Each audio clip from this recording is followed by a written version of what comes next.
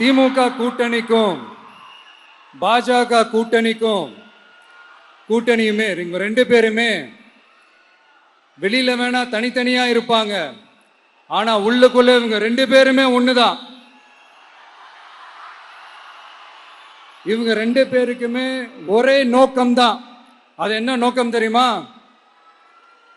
உங்களுக்காக நல்லது செய்ய, உங்களுக்காக உழைக்க, உங்களோட கூடவே நிக்க இந்த விஜய் வந்துடக்கூடாது. அதுதான் அவங்களுடைய அந்த நோக்கமே. ஏன்னா இந்த விஜய் வந்ததிலிருந்து அவங்க நிறைய இந்த ஊழல்லாம் செஞ்சுக்கிட்டு இருந்தாங்கல்ல, ஒரு லிஸ்ட் போட்டு சொன்னல, அதெல்லாம் அவங்களால செய்ய முடியாம போச்சு. எல்லாத்துலயும் மண்ணு விழுந்துருச்சு. அதனால சம கோபத்தில் இருக்கிறாங்க என் மேல. அதே மாதிரி அடுத்து ஆட்சிக்கு வர முடியாத ஒரு சூழ்நிலைய மக்களே நீங்களே ஆல்ரெடி உருவாக்கிட்டீங்க. இந்த கூட்டணி கணக்கு, அந்த கணக்கு, இந்த கணக்கு எதுவுமே எடுபடல.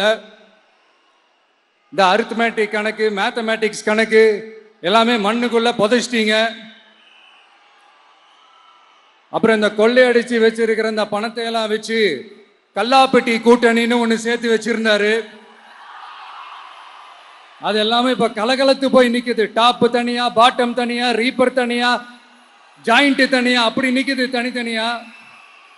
எல்லாமே அப்படியே ஒட்ட வச்சுக்கிட்டு இருக்கிறாரு. கூட்டணி கட்சிக்காரங்களே ஒருத்தருக்கு ஒருத்தர் ஓட்டு போட்டுக்க மாட்டாங்க போல் இருக்கு. அப்படி இருக்கு நிலைமை இந்த திமுக கூட்டணியில.